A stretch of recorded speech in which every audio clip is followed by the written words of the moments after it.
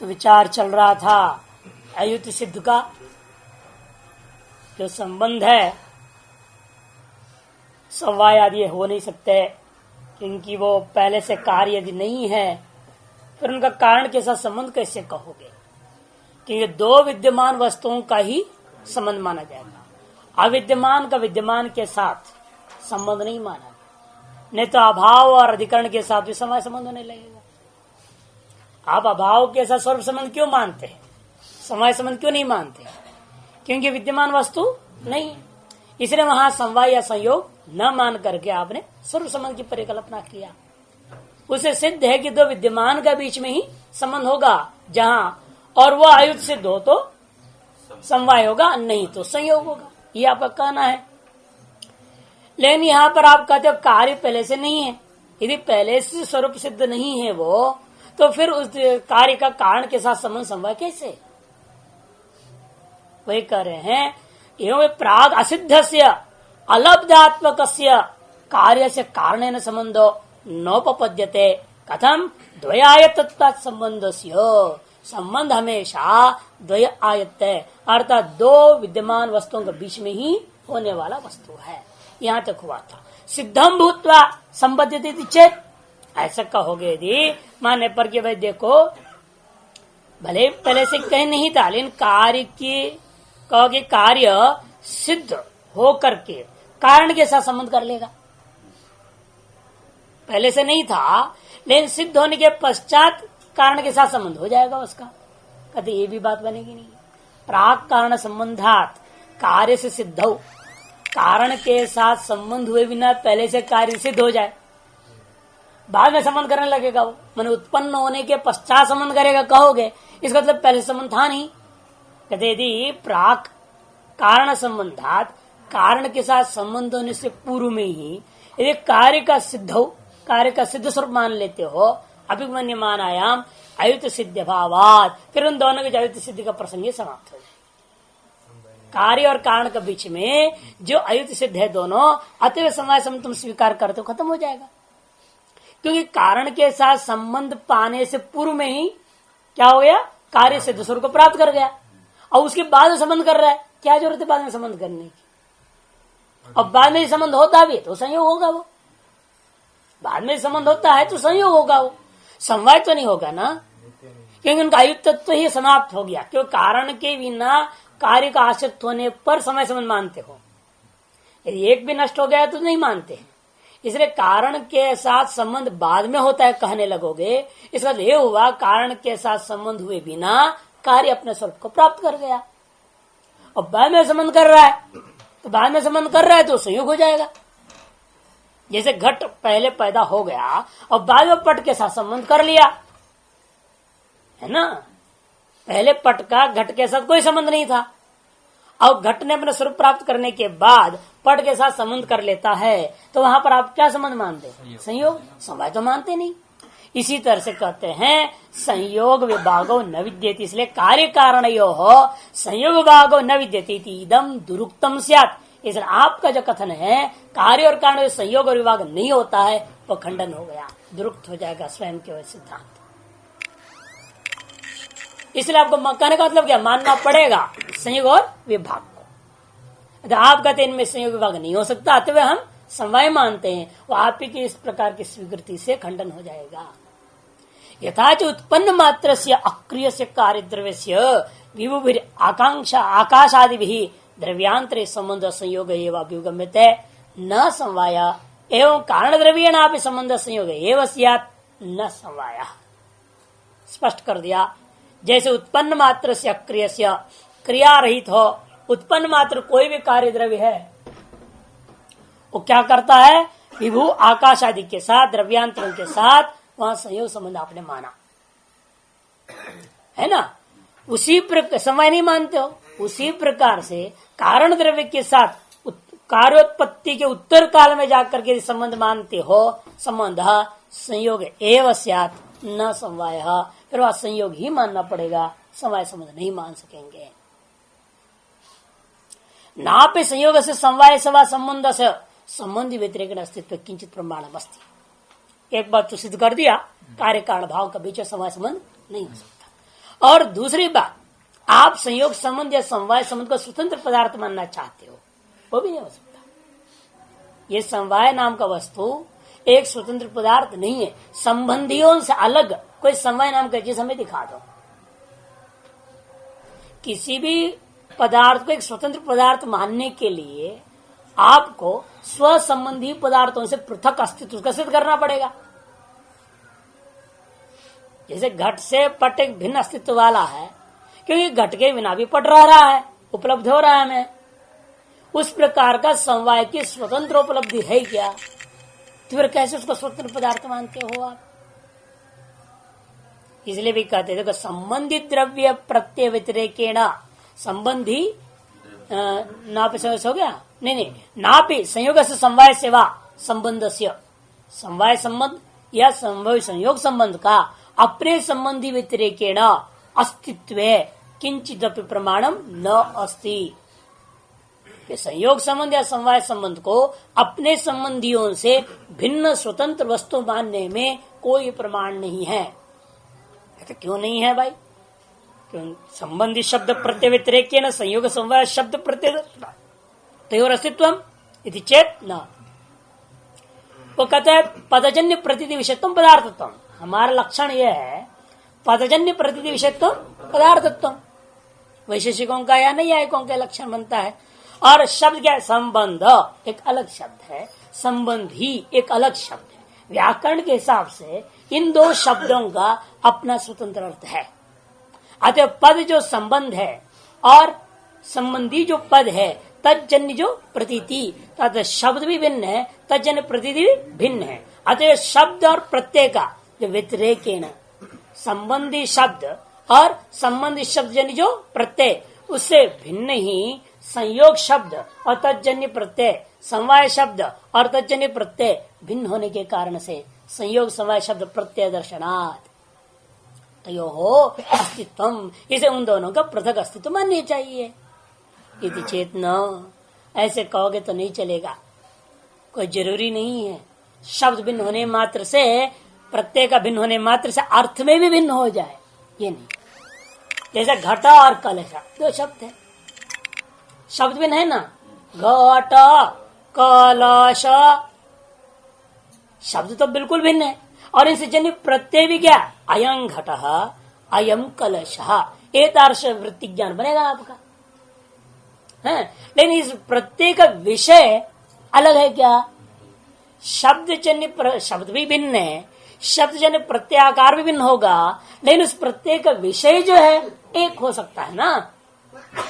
अरे कुछ जरूरी नियम तो नहीं रहा कि पदजन्य प्रतीति का जो विषय है वो भी भिन्न होगा, ये कोई जरूरी नहीं है।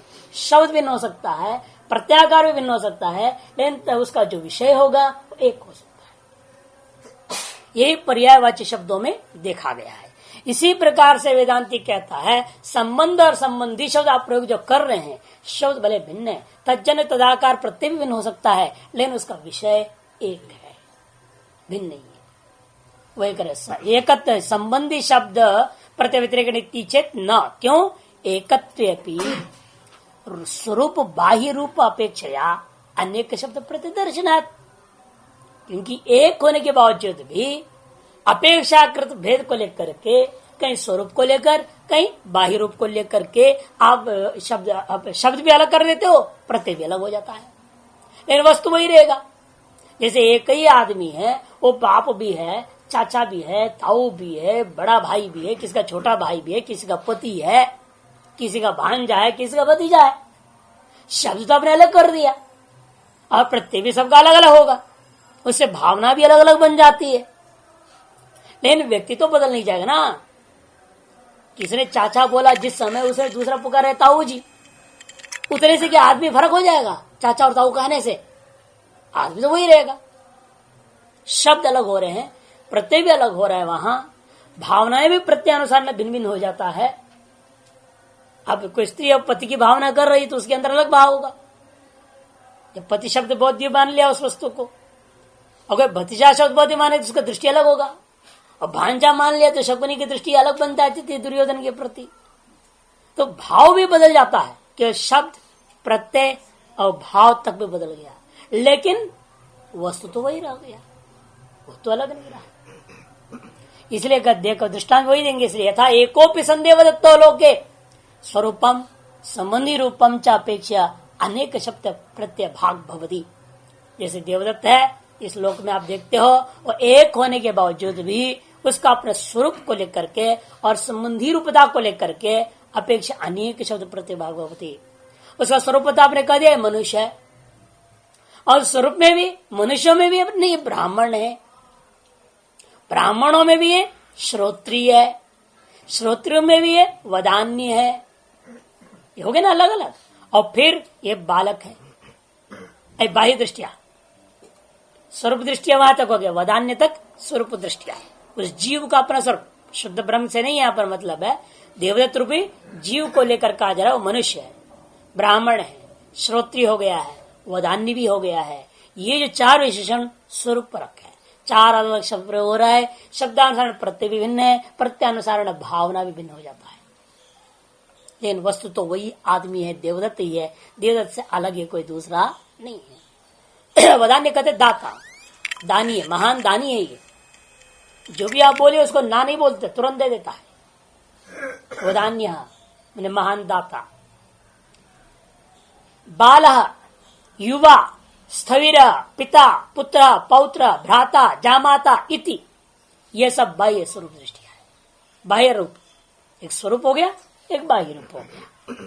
स्वरूप को लेकर चार प्रकार का आपने शब्द प्रयोग कर दिया, और चारों प्रकार से प्रत्यय भी भिन्न होगा, भिन्नता के साथ साथ भावना भी बढ़ती है। मनुष्य है तो ठीक है, वही मनुष्य है, अच्छी बात। और ब्राह्मण है नहीं, थोड़ा भावना बदल गई, पूज्य है। और ब्राह्मण में भी वो श्रोत्रिय है, अरे तो क्या करना, बड़ा भाई अच्छी बात है, बड़ा विद्वान है तो, और आपके हृदय में उसके प्रति सम्मान बढ़ेगा। एक पाखंडी ब्राह्मण से श्रोत्रिय ब्राह्मण के में आपका भावना अपने आप उत्कृष्ट हो जाता है। और श्रोत्रिय ब्राह्मण भी हो और ज्ञान को छिपाने ज्ञान का दाता भी बन गया। जो प्रश्न पूछो जवाब दे रहा है, ज्ञान बांट रहा है, फिर तो क्या कहना, उसके प्रति और आपके अंदर जो है श्रेष्ठता बढ़ जाती है वही व्यक्ति, उसी के अंदर विद्यमान ज्ञान की तारतम्यता है, उसके अपने स्वरूप की तारतम्यता को लेकर के शब्द भिन्न कर दिया, प्रत्यय भिन्न हो गया, भावना भिन्न हो गया, लेकिन वस्तु वही था। और बाह्य रूप के लिए वही बालक है, युवा है, स्थविर है, उस शरीर की अवस्था को लेकर के ये भी संबंधी है। संबंधी भूता शरीर, मेरा शरीर एक संबंधी हो गया ना, शरीर मेरा संबंधी है। अच्छा, संबंधी को लेकर के ये तीन हो गया, संबंधी की अवस्था भेद को लेकर मेरे में आरोप हो गया, मैं बालक हूं या जवान हूं या बूढ़ा हूं। और इस तरह से पिता है, पुत्र, ये भी तो क्या बाह्य रूप है। हाँ, संतान पैदा हो गया तो उसका नाम पिता पड़ गया, और जो संतान और वो किसी का संतान है, उसका भी तो कोई माँ है, और माँ क्या बोलेगी, बाप थोड़े बोलेगी उसको, या बाप तुम हो गया ऐसे, तुम बाप हो गया मेरा भी है, और माँ तो बेटा ही बोलेगी ना, भले तू 10 बच्चे का बाप हो जाओ तो भी माँ के दृष्टि में पुत्र ही है वो। इस तरह से कोई बोलेगा पौत्र, कोई कहेगा भाई, कोई कहेगा दामाद है ये इति। यथाच एकापि सती रेखा, एक और दृष्टांत दे रहे हैं, एकापि चर रेखा, रेखा एक संख्या, एक लाइन मार दे आप एक बोल देते हो, इधर जितना भी जीरो डाल दो तो भी एक कहते हो। एक रेखा रहेगा, उसके पीछे जितना भी जीरो डालते जाइएगा उसका कोई कीमत नहीं है क्या, उसका कोई वैल्यू। अब आगे जितना जीरो डालते जाइएगा तो 10, 100, 1000, लाख, करोड़, अरब हो जाने लगेगा, वो तो बढ़ते जाता है। रेखा तो वही है, रेखा में तो कोई फर्क नहीं पड़ा। इन शून्य के जुड़ने के जो बाह्य रूप है, वो बाह्य रूप का संबंधी के कारण से सारा चीज बदल गया। वे कहते हैं एकापि सती रेखा स्थानान्यत्वेन निविशमानैक दश शत सहस्रादि शब्द प्रत्यभेदम अनुभवते। एक ही रेखा है, स्थानान्यत्वेन स्थान भेद से नियोजित हुई 1, 10, 100, 1000 आदि शब्द और प्रत्यय विशेष के अनुभव का कारण हो जाता है। निविशमान 1, 10, शत, सहस्र आदि शब्द और प्रत्येक के भेद का अनुभव का कारण हो जाता है। तथा संबंधिनो रेव संबंधी शब्द प्रत्यय व्यतिरेकेण संयोग समवाय शब्द प्रत्यय अर्हतम। इसीलिए संबंधिनो रेव, संबंधियां ही समवाय शब्द से कहा जा रहा है केवल, बाह्य रूप और स्वरूप को भेद को लेकर के जो संबंधी हैं, जब अलग थे उनका अपना स्वरूप दृष्टिया आपने भिन्न कह दिया, और जब संबंधियों को एकत्व ने ग्रहण कर लिया आपने, शुक्ला पट आपने ग्रहण कर दिया। अयम शुक्ला केवल बोलोगे तो वहां पर नहीं है, अयम पटा बोलेंगे अलग तब नहीं, ये शुक्लवान पटा बोलोगे तो वहां समवाय मानते हो।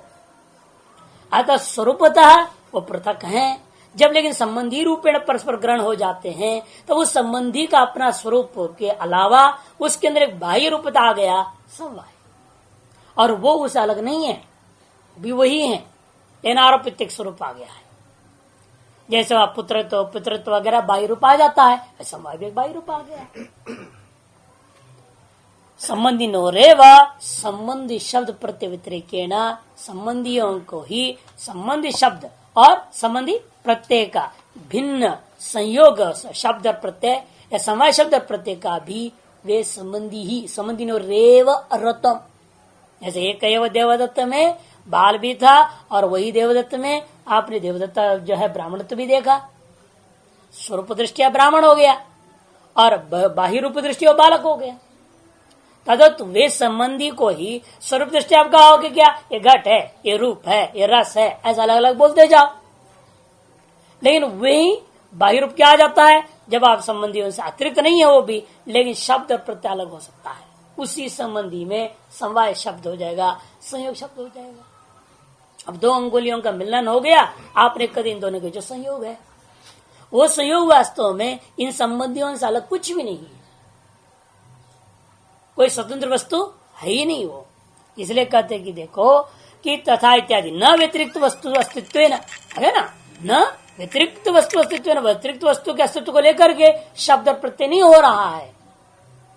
इति उपलब्धि लक्षण प्राप्त अनुपलब्धेर अभाव वस्तुंतरस्य, इस प्रकार से उपलब्धि रूप लिंग के आधार पर, हेतु के आधार पर प्राप्त अन्य पदार्थ का अनुपलब्धि से, आप जिसको अन्य पदार्थ कह रहे हो समवाय संयोग आदि, उनका उस संबंधी से पृथक उपलब्धि है क्या, अनुपलब्धि होने से। ये उपलब्धि क्या है, संबंधियों के साथ वो समवाय पृथक रूप में उपलब्धि नहीं है, उपलब्धि रूपी हेतु के आधार पर प्राप्त अनुपलब्धेर अभाव, अनुपलब्धि जिसका है, जिसकी हमें उपलब्धि नहीं हो रही है, हमें क्या मानना पड़ेगा, उसका वस्तुंतर का अभाव माननी पड़ेगी। शब्द में भले प्रयोग कर रहा हूं, लेकिन आपको मानना पड़ेगा पहले शब्द प्रयोग कर रहा हूं, प्रत्यय प्रयोग कर रहा हूं, लेकिन उपलब्धि रूपी हेतु के आधार पर यह निश्चय हो रहा है वह शब्द और प्रत्यय का जो विषयभूत वस्तु है वह पृथक हमें उपलब्ध नहीं हुआ। जिसको पृथक उपलब्धि नहीं होती है वह वस्तुंतर का अभाव ही मानना चाहिए, भाव नहीं माना जा सकता। वस्तुंतर से अभावो ना भी संबंधी विषयत्व संबंध शब्द प्रत्यय संतत भाव प्रसंग। ये पूर्व पक्षी कहेगा भाई संबंधी तो सदा रहेंगे, कार्य कारणों गुण गुणी हो, क्रिया क्रियावान हो, जो भी संबंध तो अलग अलग भी रह सकते हैं, है ना। रूप वहां है, द्रव्य यहाँ पड़ा है, रूप दूसरे में रह रहा है। जो शुक्ल रूप यहाँ आपने देखा था उसको काला पेंट कर दे तो काला रूप हो गया, लेकिन शुक्ल तो अन्यत्र विद्यमान है। अरे संबंधी तो रहेंगे ही सदा। अरे शुक्ल समय भी है क्या, जब कृष्ण समय रहेगा, लेकिन जब कृष्ण समय रहेगा तब शुक्ल समय वहां उस घट में नहीं मानते हो आप, लेकिन संबंधित तो है। तो संबंध संबंधी सत्व संबंध सत्वम, संबंधी सत्व संबंधी सत्वम नियम है। ये संबंधी सदा बने रहते हैं तो फिर तो ये संबंध भी सदा बने रहेगा, ये आपत्ति होगी। कहते कोई आपत्ति नहीं। संबंधी विषयत्वे संबंध शब्द प्रत्यय संतत भाव प्रसंगो न नापि संतत भाव प्रसंग नित्यत्व के भाव का प्रसक्ति नहीं हो सकती। क्यों? क्योंकि इसका जवाब पहले दे चुका हूं ना। एक स्वरूप और एक बाह्य रूप। बाह्य रूप तो आता है जाता है, अरे समवाय क्या है, आने जाने वाला। संबंधी का रहते हुए भी जैसे पिता है, अब पिता नाम पड़ गया, हम मान लो बेटा मर जाए, अब किसका पिता? एक ही बेटा जिसका हो वो बेटा मर गया, अब किसका पिता वो है? संबंधी तो है ना, वो आदमी तो अभी जिंदा है, लेकिन उसके अंदर पितृत्व रहेगा क्या? नहीं। उसी प्रकार से क्योंकि बाह्य रूप जो होते हैं वो आगमनापाई होते हैं, अतएव संबंधी का रहने पर भी समवाय का होना कोई जरूरी नहीं, कि समवाय को हमने बाह्य रूप माना है। संबंधी का जो अपना स्वरूप है, जो अपना शब्द और उसका प्रत्यय हो रहा है, वो उसका अपना रूप है, वो बने ही बना रहेगा। लेकिन बाह्य रूपत्व में आगमन जो हुआ है जिसका समवाय या संयोग का, वो तो उत्पन्न विनाशशाली है, उसका नित्य होने के प्रसंग ही नहीं। अतएव संबंधी का बने रहते हुए भी बाह्य व रूपा जो संबंध है वो बने रहना चाहिए, नित्य होना चाहिए, ये कोई जरूरी नहीं है। इसी कारण हमने पहले जिसका जवाब दे दिया है, स्वरूप बाह्य रूप अपेक्षा इत्युक्त उत्तर बात। स्वरूप और बाह्य रूप अपेक्षा से दोनों व्यवहार हो रहे हैं। अतः बाह्य रूप हमेशा ही आगंतुक होने के नाते वो नित्य कभी हो ही नहीं सकता। संबंध बना भी रहेगा तो भी हमें संबंध का ज्ञान नहीं होगा। न संबंध शब्द का प्रयोग करूंगा। अब दोनों अंगुलियां अलग बैठे हुए हैं, दूर दूर में विद्यमान है, आप दोनों अंगुली देख भी रहे हैं, फिर भी आप दोनों के बीच संयोग नहीं मानेंगे। मानेंगे क्या? नहीं मानते। तो संबंधी तो है, फिर भी संबंध नहीं है। यथा संयोग में तथा समय में भी समझिए, एक द्रव्य रूपा संबंध यहाँ पर विद्यमान है, घट विद्यमान है, लेकिन पहले शुक्ल रूप था, अब वो कृष्ण रूप आ गया मान लो, तो शुक्ल का समवाय नहीं आएगा, नहीं रहेगा, उसमें कोई आपत्ति नहीं, भले घट विद्यमान है। घट रूपी संबंधी का रहने पर भी शुक्ल का समवाय भी होना ही चाहिए, कोई जरूरी नहीं है। दूसरे की समवाय हो सकता है, अब हो गया। तो उसी प्रकार यहाँ दोनों में इस तरह से मानना चाहिए। तथा अणु आत्म मनसा, एक और बात कर, ठीक है, अतः वास्तव में समवाय संबंधी नहीं हो सकता। समवाय कोई स्वतंत्र पदार्थ है, ना संयोग नाम कोई स्वतंत्र पदार्थ है ना। पहले अयुक्त सिद्धत्व का खंडन किया, 3 लक्षण बना करके, तीनों में से कोई नहीं हो सकता, अतएव समवाय हो नहीं सकता है। फिर भी समवाय मान भी लो तो भी वो पृथक पदार्थ नहीं हो सकता, संबंधी से वो अलग नहीं है। संबंधी में परिकल्पित एक बाह्य रूप मात्र ये सनिमित्तक है।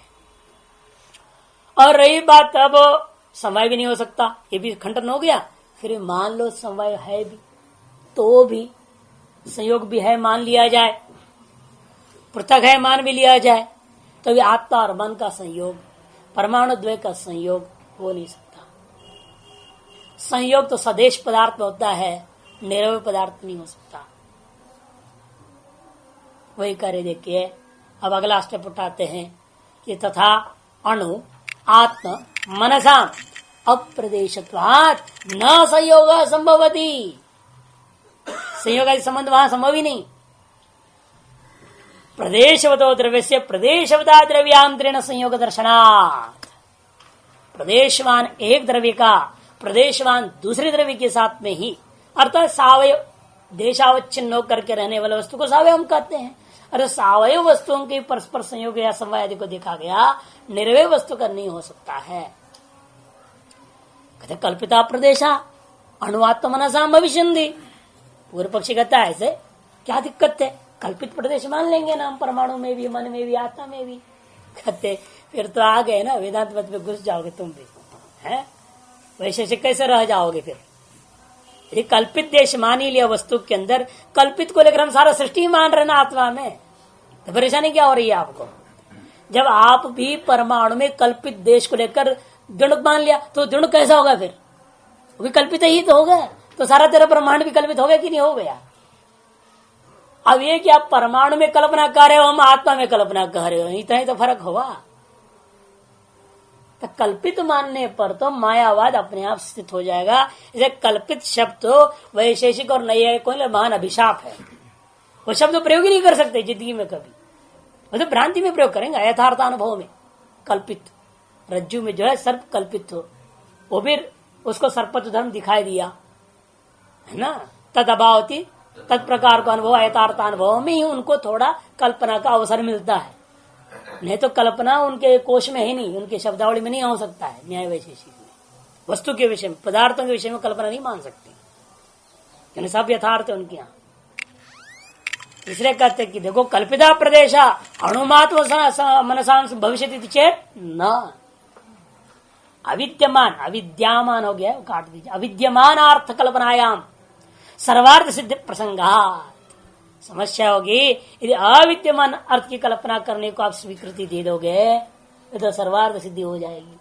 कहीं भी से कोई भी कल्पना कर लो, क्या कल्पना में भी कंजूसी क्यों, दरिद्रता क्यों, हमारे यहाँ तो अघट घटना पटी ऐसी माया, माया तो कुछ ही कल्पना कर दिखा देती है। कोई कहता है 4 पैर का पैदा हो गया तो कौन सा बड़ा आश्चर्य है, माया वो भी कर दिखा देगी। हमारी माया में तो सारी क्षमता है, बिना पैर का पैदा कर दे, बिना खोपड़ी का पैदा कर दे, उसकी मर्जी है और सब कुछ कर सकती है। और तुम्हारे यहाँ तो नहीं समस्या है ना, वो जुड़ेगा, जुड़ करके ऐसा ही होना चाहिए ना, वो तो दूसरा रूप तो नहीं हो सकता। जब जुड़ने वाली बात आती तो उसको तो नियत व्यवस्था हो गया आपका, और यहाँ हमारे यहाँ तो माया को कोई नियत व्यवस्था है ही नहीं।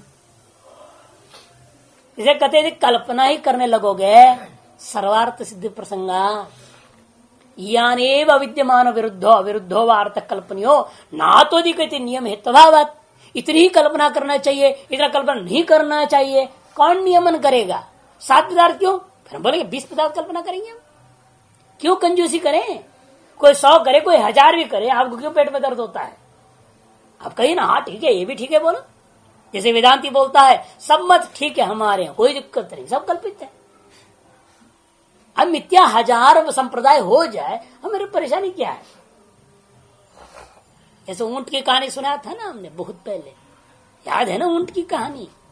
भूल गए होंगे, बहुत शुरू का कहानी है? बहुत हमको तो याद होगा, हम नए लोग उन्हें तो पता ही नहीं क्या है ऊंट, है ना? अरे ऊंट महाराज बहुत बड़ा वेदांत का दृष्टांत है। तो एक बार एक ऊंट जो है एक खेती को खाने लगा, तो खेती को खाने लगा तो आप जानते हैं खेती में क्या होता है, जब फसल लग जाता है, हरा भरा होने लगता है, एक मचान बनता है, मचान बोलते हैं उसको, मंच बनते हैं ना, मंच उंचा बना देते हैं, और उस पर जो एक आदमी को बना देते हैं, घोड़ा डाल देते हैं, मुंह आया करके आंख बना देते हैं उसकी, और एक वहां पर टिन का बांध देते हैं, और एक बुढ़िया सुढ़िया किसी को, रिटायर्ड लोगों को बिठा दिया जाता है, और टिन टिन टिन बजाते हैं, और सारे पक्षी उड़ जाते, पक्षी उड़ जाते थे।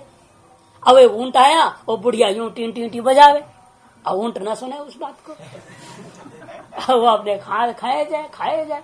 बड़ा गुस्सा आई, कई बार बजाने के बाद बड़े जोर से बजाए, पूरी ताकत आकर, तब भी नहीं हिलता वो। तो गई उसको बोला, इधर सुन, हाँ क्या माता जी क्या बात है, हम इतने डफली बजा रहे, टन टन बजाए जा रहे, हजारों चिड़िया उड़ गए हमारे, हैं देखते देखते उड़ जाते थे, और तू हिलता भी नहीं यहाँ से बदमाश है। वो कहती है बुढ़िया सुन, मैं महाभारत युद्ध में था, और मेरे पीठ पे बड़े बड़े नगाड़े बजे, तब मेरे हृदय में कंपन भी नहीं हुआ है, और तेरे डबली मेरे को हिला देगा, गड़बड़ा देगा, कैसी बात कर रही है? तो उसी तरह से जो है हमारी आत्मा में जब अनंत ब्रह्मांड आए और चले गए, और तुम्हारे द्वैतवादी का या द्वैत कोई और वादी जितने भी हैं 36-32 वाले, तो ये सब जो है चाहे जितनी भी वहां पर कल्पना करे, हमारी आत्मा के स्वरूप में क्या बिगाड़ होगा? जिस आत्मा में अनंत ब्रह्मांड आए और चले गए, और एक आज द्वैतवादी चिल्ला रहा है जगत सत्य है, तो उसे हमारी आत्मा स्वरूप में कुछ भी बिगाड़ होने वाला नहीं। चिल्लाते रहो, डबली बजते रहे, उनको क्या बिगड़ा? ऊंट तो अपने मस्ती में मस्त, अपने खाए जा रहा है अलमस्ती से। उसी प्रकार से वेदांत अपने मस्ती में मस्त रहेगा, चाहे जितने भी द्वैतवादी आवे, चाहे विशिष्टाद्वैत आवे, चाहे द्वैताद्वैत आवे, चाहे भेदाभेद आवे, चाहे कोई भी आवे, चलना नहीं दो उन्हें, क्योंकि वो सब हमारी आत्मा में कल्पित होने से अविरोध है। चाहे रज्जु में जितनी भी प्रकार की कल्पना कर लो, भूचित्र मान लो उसको, सर्प मान लो उसको, चाहे लाठी मान लो उसको, कुछ ही मान लो। अरे आप भी क्या कल्पना करने से क्या उस रस्सी का स्वर में कोई अंतर पड़ने वाला है? चाहे उसमें अच्छी कल्पना करो या बुरी चीज कल्पना करो, कोई फर्क नहीं पड़ता उसके स्वरूप में था। अपने स्वर में क्या अंतर पड़ने वाले? जो 1000 संप्रदाय और होने दो ना। अरे बहुत संप्रदाय हो रहे, मुसलमान की संख्या बढ़ रही है, डर रहे। अरे काय को डर? हिंदू होकर के डरेगा तो काय को हिंदू? वो तो हिंदू ही नहीं तो म्लेच्छ है। डरपोक हमेशा म्लेच्छ होते हैं, जिनको आत्मा का ज्ञान नहीं है। और हमारी संस्कृति में तो ऐसा है कि चींटी में भी आत्मा, सब में आत्मा, किसको मारना नहीं। शुरू से ही आत्मज्ञान दिया जा रहा है, बचपन से ही, है कि नहीं? भक्ति दिया गया, ज्ञान दिया गया, सारा चीज दिया गया, और ऐसे हिंदू डरे रहे कि भाई मुस्लिमों की संख्या बढ़ गई, हाय हाय चिल्लाते। क्या बात है? अरे हमारी आत्मा में उनकी संख्या की कल्पना ज्यादा हो गई तो क्या दिक्कत हो रहा है? संख्या की तो कल्पना हो रही है, होने दो। अब एक जीरो यहाँ बढ़ा करके दिखा भी दे सरकार, मान लो कागज में 2 जीरो और बढ़ा के दिखा देते हिंदू की संख्या, तो क्या है, खुश होते आप कि बेवकूफ बनते? सच्चाई बताने पर इतनी हल्ला मचा रहे हो और झूठ बताते हो खुश होते? कैसे मूर्ख है, समझ में नहीं आता। इसे विवेक करेंगे तो पता चलता है कुछ है ही नहीं। जब झूठी कल्पना है तो जितनी भी कल्पना कर फर्क नहीं होना चाहिए, उसको नियामक नहीं हो सकता। ऐसे ही कल्पना करना, ऐसे नहीं करना, कोई नियामक नहीं हो सकता है। वही करें यान एवं अविद्यमानो विरुद्ध अविरुद्ध वार्त कल्पनियो ना तो दिखती नियम हेतु भावात। इतनी ही अविद्यमान वस्तुओं का, चाहे वृद्ध अविद्यमान वृद्ध वस्तु हो, चाहे अविद्यमान अविरुद्ध वस्तु हो, उनकी इतनी ही कल्पना करनी चाहिए, इससे ज्यादा नहीं करना चाहिए। इस प्रकार का नियम नहीं हो सकता। कल्पनायाश्च स्वायत्तत्वात् प्रभुतत्व संभवाच्च। क्योंकि जो कल्पना है वो तो इस विषय में कोई नियम है तो नहीं, क्योंकि कल्पना तो अपनी अधीन होती है, आपकी मर्जी है, जो चाहे सो कल्पना कर लो। कल्पना है जैसे आप अपने स्वप्न में कुछ भी कर रहे हो, उसके लिए हम नियम लगाएंगे क्या है? कहेंगे अरे आपने स्वप्न में ऐसी क्यों कल्पना किया, आपको ऐसे स्वप्न में कल्पना नहीं करनी चाहिए, आपने ऐसा कल्पना किया आपको पाप लगेगा। तो आप क्या कहोगे, हंसोगे, अरे भाई हमारे उस स्वप्न में मैंने मन मर्जी उल्टा से कुछ कल्पना करूं तो मेरे को क्या पाप लगना है? आपके कहने से किसी को कुछ नहीं फर्क नहीं पड़ता वहां। उसी प्रकार से यहाँ पर भी कहते हैं कल्पना तो स्वायत्त है, और दूसरा कल्पना कभी एक होती नहीं और एक तरीके की भी नहीं होती। आपको कह दिया जाए इस जमीन पर एक बिल्डिंग की कल्पना करिए, ठीक, आपका जो कल्पना की ड्राइंग बनाओ, बोलना उसको, तुरंत चित्र बना दो उसकी, बना दिया, ठीक है, चलो दूसरे दिन आना, बोलना कि भाई इस जमीन पर अब फिर बनाओ। वो सोचेगा इसका मतलब इनको कल का जो चीज पसंद नहीं आया, दिमाग में झट्टी आती है, कल जो मैंने कल्पना कर इनको डिजाइन दिया वो इनको पसंद नहीं आया होगा, तभी दोबारा कह रहे हैं, तो तुरंत हम नई कल्पना बना देते, नया डिजाइन बना दिया। तीसरे दिन ले जाओ, ये तीसरी डिजाइन बन जाएगी। जितने दिन ले जाओ, जितने डिजाइनर को ले जाओ, जितने आर्किटेक्ट को ले जाओ, उतनी बिल्डिंगों का डिजाइन मिल जाएगा। एक ही व्यक्ति भी क्या, अनेक व्यक्ति क्या, सब प्रकार मिलकर के सैकड़ों प्रकार की डिजाइन आ जाएगा।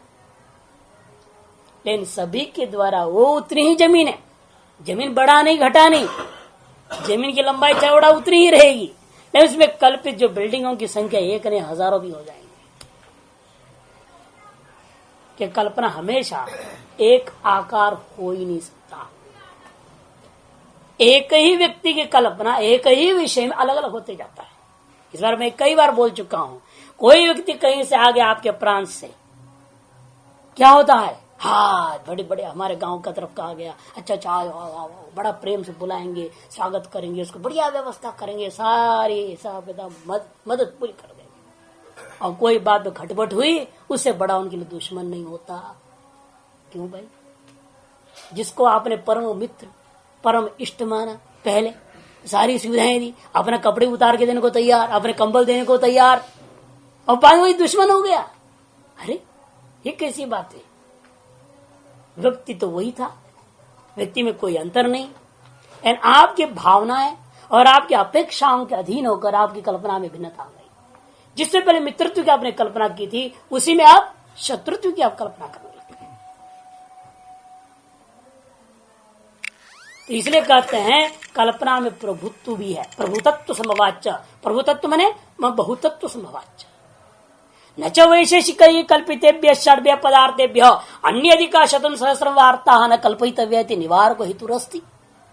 ये भी हम निवारण नहीं कर सकते। तुम्हारी बड़े भाई जो लगे हुए हैं वो तो 16 मान रहे हैं, तुम तो 6 कल्पना किया, भाव एक अभाव कुछ 7 माना आपने, और वो तुम्हारे बड़े भाई बैठे हुए वो करे नहीं 16 है, कोई कुछ कह रहा है।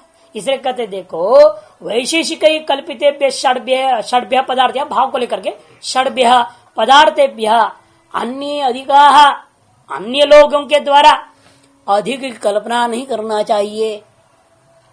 शतम वा सहस्रम वार्ता न कल्पितव्या। शत पदार्थी भी है ना, इसे कहते शतम वा, और सहस्र पदार्थी जितने भी लोग आए थे कि सब सहस्र पदार्थी हैं, अनंत पदार्थ ही है ये सब। न कल्पितव्या इति निवारको हेतु न अस्ति।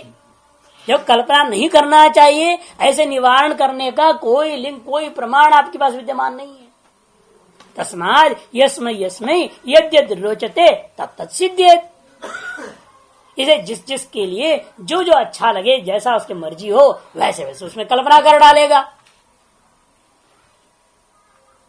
कश्चित् कृपालो प्राणी नाम दुख बहुल संसार एवं महाभूति कल्पयेत्।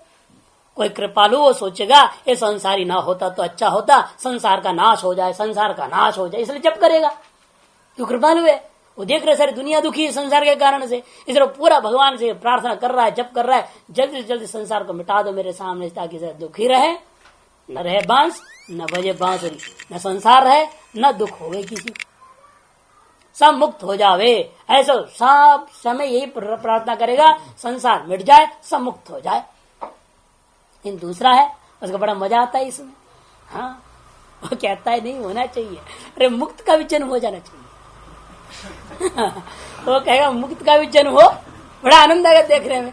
वो कैसा दुख का अनुभव ले रहा होगा, वो कैसा चलता होगा, है ना। तो वो आनंद लेने वाला है, दुख का भी आनंद लेने वाले होते ना गृहस्थी, जो कहते आप तो रह गए, मजा तो उठाइए नहीं। तो उन लोगों के हिसाब से बोल रहे हैं, वो कहते नहीं, वो तो कहेगा और चाहिए। हाँ, कहता संसार महाभूति कल्पित अन्य वा व्यसनी, वो व्यसनी है, भोगी है महान। वो कहता क्या, मुक्ताना वे पुनरुत्पत्ति कल्पयेत्, मुक्तों की पुनरुत्पत्ति कल्पना करने लगेगा। कौन रोकेगा इस चीज को, कोई रोक नहीं सकता है। आप कहेंगे उनको बड़े आप तो बेकार फंस गए, बर्बाद हो गए, शादी एक बर्बादी है। वो कहेगा आप रह गए तो क्या करोगे। अब इन दोनों में किसकी बात सत्य है। विरक्त कहता आप बर्बाद हो गए, और सरद कहेगा आप जो रह गए, चुक गए, तो कौन सही है? दोनों अपने अपने जो पर सही है। क्योंकि एक व्यसनी है, एक विरक्त है, कृपालु है। तीसरे कहते कि देखो कस्तयोर निवारक स्यात्, कौन निवारण करेगा इनकी कल्पनाओं को, कौन रोकेगा उनको, कोई नहीं रोक सकता। इसीलिए कल्पित देश को लेकर के परमाणु का संयोग पूर्वक सृष्टि की उत्पत्ति मानना बिल्कुल अनुचित है। किंचन्य एक और दोष भी सुन लो आप, क्या, द्वाभ्याम परमाणुभ्याम निरवयवाभ्याम सावयव सिद्धुणकस्य आकाश संश्लेष अनुपपत्ति। जैसे घट का आकाश के संयोग हो जाए, कोई चीज पैदा हो जाएगा क्या? न घट में स्थूलता होने वाला है, न आकाश में स्थूलता आएगा। जैसे आकाश और काल का संयोग हो गया, दो निरवय का संयोग वो मानते हैं, आकाश काल, आकाश दिग, आकाश आत्मा का सब का संयोग मानते हैं। आत्मा और काल का, आत्मा और दिशा का, परस्पर नित्यों का, विभुओं की भी संयोग मानते हैं। उन संयोगों से, उन निरवयों का संयोगों से क्या कोई सावयव की उत्पत्ति हुई थी? फिर परमाणु जो दो निरवय हैं, उनके संयोग से सावयव दृढ़ कैसे हो जाएगा? ये तो आपका नियम बनेगा नहीं। यदि यहां मान ले हुए निरवयों का भी संयोग से सावयविक उत्पत्ति, फिर हम कहेंगे आकाश और आत्मा का संयोग हो गया, तो वहां भी कोई सावयव उत्पन्न होना चाहिए। वही कर द्वाभ्याम परमाणुभ्याम निरवयवाभ्याम सावयवस्य दुणुकस्य आकाश ने संश्लेषण पत्ति से, आकाश के साथ संश्लेष होने पर सावयव किसी वस्तु की उत्पत्ति नहीं हुई, उसी प्रकार से निरवय इन दोनों का संबंध होने पर सावयव दुण की उत्पत्ति अनुपपत्ति से उत्पत्ति की कथन नहीं कर सकते। उसका व्याख्या करते नहीं, आकाश से पृथ्वी आदिनांच जतुकाष्ट संश्लेष अस्ति। आकाश का पृथ्वी आदि उनके साथ जैसे जतुकाष्ट को लेकर के आप जोड़ देते हो, वैसा संश्लेष होता नहीं। जब काष्ठ में दो लकड़ी है, दो लकड़ियों को जोड़ने के लिए पहले के जमाने में होता क्या था? आजकल तो फेविकॉल आ गया ना, फेविकॉल जो तो समझ लो। पुराने जमाने में ऐसा नहीं होता था। एक काले लाल टुकड़े मिलते थे, गोंद टाइप के आते थे, उसको गलाते थे, लाखों का पानी पकाते थे, उसको पका करके उसे लकड़ी की कील बन के उसको फेंक देते उसके अंदर। ओके की कील खोलना, उधर छेद करते थे, उसका ठील ठोक और ठोक देते उसको, और लोहे का कील टूट जाता है, वो कील कभी नहीं टूटता था। ये गजब थी। लोहे की कील आ गए, आजकल लोहे ठोक देते लोग, कील ही टूट जाते हैं। लेकिन वो ऐसा कील बनता था मजबूत, वो कभी टूटता ही नहीं था। सारी लकड़ी इधर उधर हो जाए, लेकिन वो ऐसे के वैसे बने रहेंगे। विशेष लाक्ष आदि में पकाने के बाद ऐसा फल होता था। उसे जतु के द्वारा दो को आपने जोड़ा, जैसे दो सवयव थे, जोड़ने से क्या हो गया, वो मोटा हो जाएगा, लंबा चौड़ा हो जाएगा, जैसा आपने जोड़ा उसी हिसाब से। हैं, इसलिए कहते कि देखो जतुकाष्ट के समान यहां पर जोड़ने पर कुछ अधिक होता हुआ नहीं दिखता है।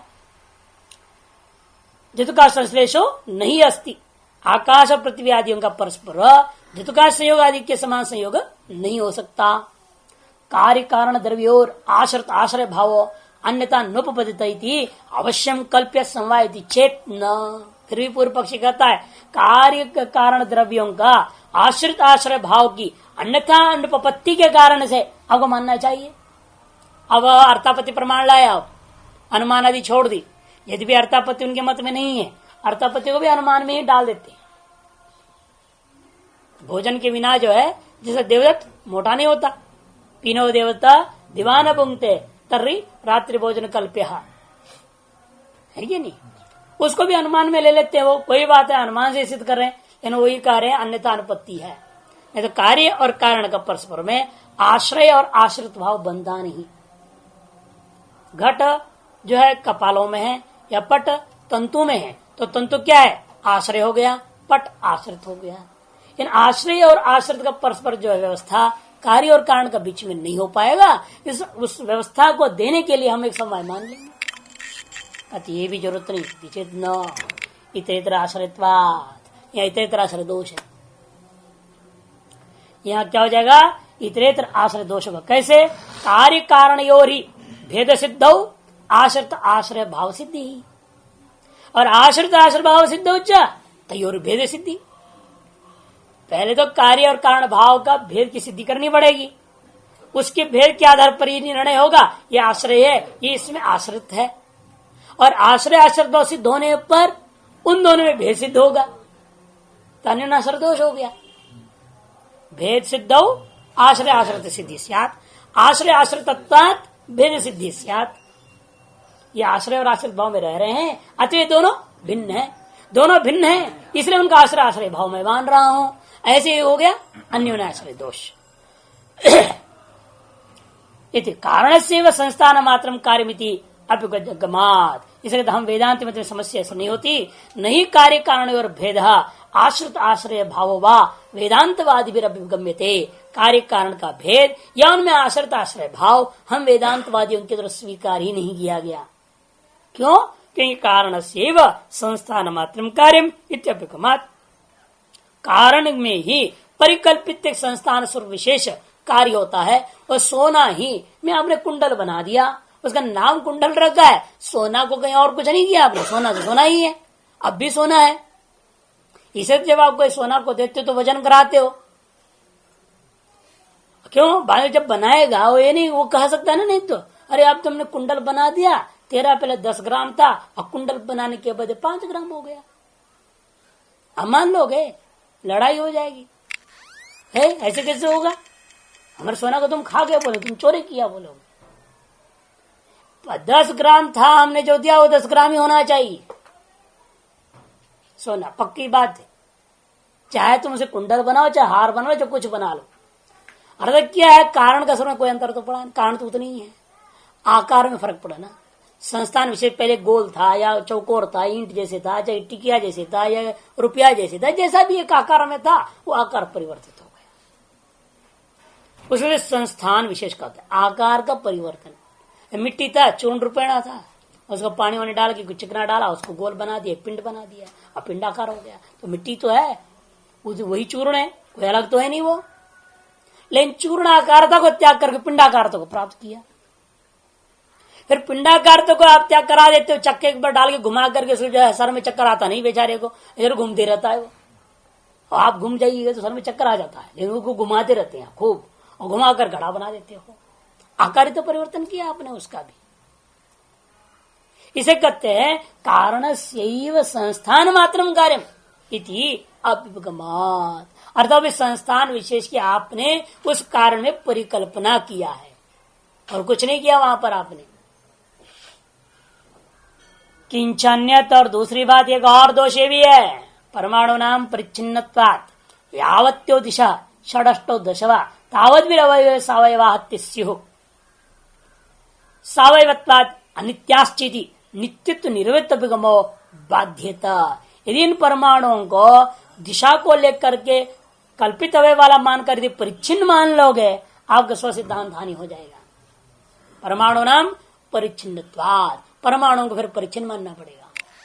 केवल देश की कल्पना नहीं हो सकती, कल्पना का हमने खंडन कर दिया, फिर इतनी हो उतनी हो नियम नहीं बनेगा, इसलिए कल्पना नहीं हो सकता तो वास्तविक मान लोगे, फिर तो स्व सिद्धांत त्याग हो गया। परिच्छिन्नत्वात् यावत्यो दिशा षट 6 दिशा मान रहे हैं आप, 4 इधर जो उत्तर पूर्व दक्षिण पश्चिम और ऊपर नीचे 6 मान लो, या कोई 8 का था अवान्तर दिशाओं को लेट ऊपर नीचे छोड़ दिया, कोई कहते नहीं 8 और ऊपर नीचे 10, जो भी हो षट अष्टो दशवा तावत भी अवयव सावयवाहत्य हो, उतने अवयवों के माध्यम से वह सावयव होने लगेगा और सावयव होने से अनित्याश्च इति आपका स्व सिद्धांत जो था नित्यत्व और निरवयत्व वो आपका अपना स्वीकृत सिद्धांत बाधित हो जाएगा। यहाँ तुम दिग भेद भेदिनो अवयवान कल्पेसी तएव परमाणु विदिचेत। तो पूर्व पक्ष कहता है जो आपने कहा परमाणुओं का अवयव करके ना, नहीं परमाणु का अवयव नहीं, जिसको आप अंतिम अवयव मान रहे हैं, दिक् में देश में भेद का कारण जो होता है, उस वस्तु को जो आप परमाणु कह रहे हो, जो मानते हो अवयव कह रहे हो, परमाणु का अवयव कह रहे हो, नहीं वो गलत बोल रहे हैं। वो जो अवयव है वही परमाणु है, वो निरवय है। क्योंकि हमारी सामान्य सिद्धांत है, हम भले जो भी अनुमान कर रहे हैं त्रसरण से दणु से परमाणु कह रहे हैं, उस अनुमानों का तात्पर्य नहीं कि 3 ही है स्तर, ऐसा तात्पर्य नहीं है। तात्पर्य इसका यह है जिसके यहां पहुंचने के बाद और आगे विभाजन ना हो, उसका नाम परमाणु है।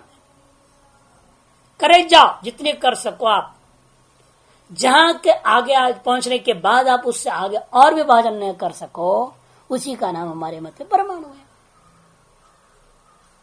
यदि जिसको हमने परमाणु कहा था उसमें आपको अवयव दिखाई दे रहा है तो समझ लो फिर वो हमारा परमाणु नहीं है। जो अंत्य अवयव है उसी का नाम परमाणु है। वही कर रहा है दिक् भेद भेदिनो, दिक् भेद में भेद का कारण बनने वाला जो वस्तु है, उन अवयवों को यहाँ स्तम कल्पे से, जिसको आप वेदांति लोग हमारे पर आरोप लगाते हुए कथन कर रहे हो, एव परमाणु उन्हीं को मैं परमाणु कह दूंगा, तब तो हमारा नित्यत्व निर्वयत्व सिद्ध रहेगा। यदि चेतना वो नहीं हो सकता। क्यों? सूक्ष्म स्थूल सूक्ष्म तारतम्य क्रमेण आप परम कारणाद विनाशोपपत्ते है। स्थूल को आपने तोड़ा सूक्ष्म, सूक्ष्म को तोड़ा सूक्ष्मतर, सूक्ष्मतम होते होते होते आप परम कारणात सब कुछ विनाश हो जाएगा। पृथ्वी का परम कारण जो हमें पहुंच रहे उसका भी नाश होगा। यथा पृथ्वी दृणुकाद्यपेक्षया स्थूलतमा वस्तुभूतापि विनश्यति। जैसे देखो पृथ्वी है वो दृणुकाद्यपेक्षा से स्थूल थी, उस स्थूल को आपने नष्ट कर दिया, वो वस्तुभूत भी था आपके मत में, घटपटा दी, वो नष्ट हो गए। तथा सूक्ष्म, फिर घट नष्ट हुआ तो कपाल हो गया, कपाल नष्ट हो गया तो सूक्ष्मतर और हो गया कपालिका। इस प्रकार से सूक्ष्मतरंच प्रत्येक जाति का विनिश्यति। सामान्य मन गया पृथ्वीत्वात्, पृथ्वीत्वात् हेतु दूंगा, घट विनाशी पृथ्वीत्वात् बात करता हूं। कपाला विनाशी पृथ्वीत्वात्, कपालिका विनाशी पृथ्वीत्वात्। तो एक जाति पृथ्वी एक जातिगतम यत्र यत्र तत्र तत्र विनाशित्वम, ऐसा व्याप्ति बना देंगे। और वो पृथ्वी तो परमाणु में भी है नहीं, तुम्हारे जो भी जिसको भी तुम परमाणु कहो उससे भी वो पृथ्वी रूपी एक जाति विद्यमान है, अतः उसमें विनाशित्व आ जाएगा। ततो द्विणुकम तथा परमाणु भी पृथ्वी एक जातित्वाद विनश्येयो विनश्यंतोपि अवय विभाग नहीं विनश्यंति चेत, यदि विनश्यंतो विनाश को प्राप्त हो तो भी अवय विभाग के द्वारा ही वो भी विनाश को प्राप्त हो जाएंगे। यद नायन दोष, ये तो ये कोई जरूरी नहीं है अवय विभाग के द्वारा नाश होने का नाम ही नाश। पहले भी हमने घृत की काठिन्यता का विलीनता का नाम भी नाश दो बताया है, उसी प्रकार के विनाश मान लो। अतः कोई जरूरी नहीं होता है अवयव नाश पूर्वक ही नाश, ये कोई नियम नहीं है। अन्य दूसरे एक आकार को प्राप्त हो कुंडल को हटा के दूसरे आकार को उसी सोना में आप आपादन करके उसके जो अंगूठा बना लेते कुछ भी बना लेते। वहां क्या अवयव नाश तो हुआ नहीं, उतनी ही अवयव है। दूध था, दूध दही हो गया, वहां भी उतना ही अवयव है, न घटाया आपने न बढ़ाया आपने। इसे कहते घृत काठिन्य विलयन वद्यपि विनाश पत्तिम अवोचाम। इस बात को पूर्व में समझा चुके हैं।